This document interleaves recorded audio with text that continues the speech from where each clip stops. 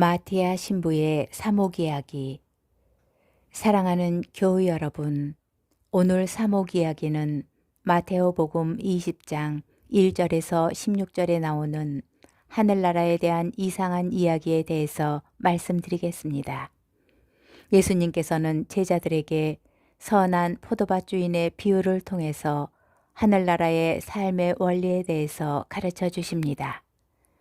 하늘나라는 자기 밭에서 일할 일꾼들을 사려고 이른 아침에 집을 나선 밭임자와 같다. 그는 일꾼들과 하루 한 데나리온으로 합의하고 그들을 자기 밭으로 보냈다. 그런데 그 주인은 9시쯤에도 12시와 오후 3시쯤에도 심지어는 일할 시간이 1시간밖에 남지 않은 오후 5시쯤에도 나가서 일꾼들을 데리고 옵니다. 도대체 왜 그랬을까요?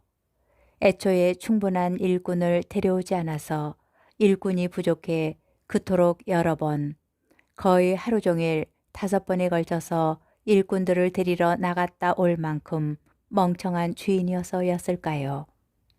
그런데 더 이상하고 놀라운 일은 주인이 일꾼들에게 품삯을 지불하는 방법입니다. 오후 5시에 와서 1시간밖에 일하지 않은 사람으로부터 이른 아침 아마도 새벽 6시부터 와서 12시간 일한 사람에게까지 똑같이 한 데나리온을 주었다는 것입니다. 물론 이 한 데나리온은 이른 아침부터 일한 사람과 애초에 주기로 합의한 그에게도 넉넉한 품삯이었습니다. 그렇지만 그는 감사하기는커녕 반님자에게 투덜거리면서 부당하다는 듯 이렇게 말합니다. 마치 공정과 정의에 어긋난다는 듯이. 맨 나중에 온 처자들은 1시간만 일했는데도 떼약볕 아래에서 온종일 고생한 우리와 똑같이 대우하시는군요. 그러나 주인은 그에게 이렇게 말합니다. 친구여, 내가 당신에게 불의를 저지른 것이 아니요. 당신은 나와 한 데나리온으로 합의하지 않았소. 당신 품삯이나 받아서 돌아가시오. 나는 맨 나중에 온 이 사람에게도 당신에게처럼 품삯을 주고 싶소. 내 것을 가지고 내가 하고 싶은 대로 할 수 없다는 말이요. 아니면 내가 후하다고 해서 시기하는 것이요. 오늘 복음은 이렇게 끝을 맺고 있습니다. 이처럼 꼴찌가 첫째 되고 첫째가 꼴찌 될 것이다. 오늘 마테오 복음에서 포도밭 주인은 하느님이십니다. 하느님께서는 당신의 것을 가지고 원하시는 대로 하실 수 있는 분이십니다. 그런 하느님께서 하늘나라의 문을 모든 이에게 자비로운 마음으로 활짝 열어주신다는 것입니다.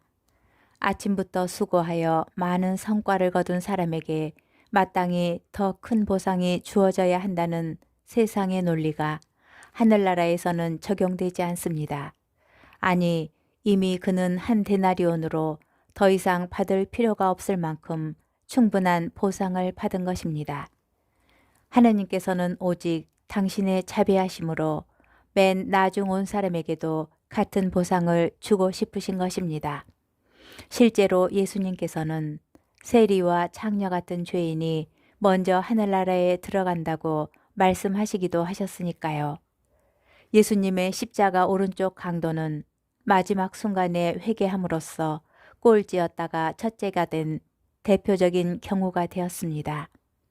오늘 복음의 핵심 메시지는 자비로우신 하느님의 자유이며 하늘나라의 무상성입니다. 부족하고 나약해서 죄를 짓고 살아갈 수밖에 없는 우리이지만 하느님의 자비로우심 덕분에 우리는 무한한 희망을 지니고 살아갈 수 있다는 것입니다. 이것이 바로 예수님이 선포하신 복음, 구원의 기쁜 소식입니다. 새벽 인력 시장에 나가보면 오늘 예수님의 비유 말씀이 훨씬 이해하기 쉽습니다. 새벽 일찍 일터로 뽑혀가는 사람은 당연히 젊고 튼튼하고 유능한 사람들입니다.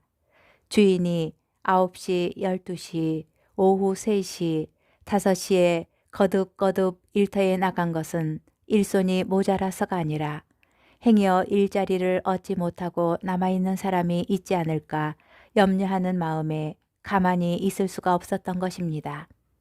사실 매일 일거리를 찾아 나와도 일할 기회를 얻기 어려운 사람들이 있습니다. 허약해 보이거나 나이 많은 노인들입니다.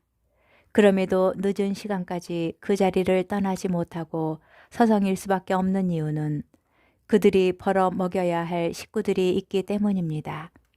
오늘 복음에서 주인이 1시간만 일한 사람들에게도 하루 품삯인 한 데나리온을 준 것은 그들의 딱한 처지를 알고 있기 때문입니다. 어쩌면 불공정하다고 불평하고 못마땅해 하는 이른 아침부터 와서 일한 사람처럼 우리가 이 뷰의 참 의미를 알아듣고 있지 못한다면 그들의 딱하고 기막힌 처지를 모르기 때문일 것입니다. 이처럼 아는 것과 모르는 것은 천당과 지옥의 차이입니다. 그리고 또 한 가지 우리가 기억해야 할 것은 어쩌면 우리 자신이 바로 오후 5시에 와서 일한 사람일 수도 있다는 것입니다.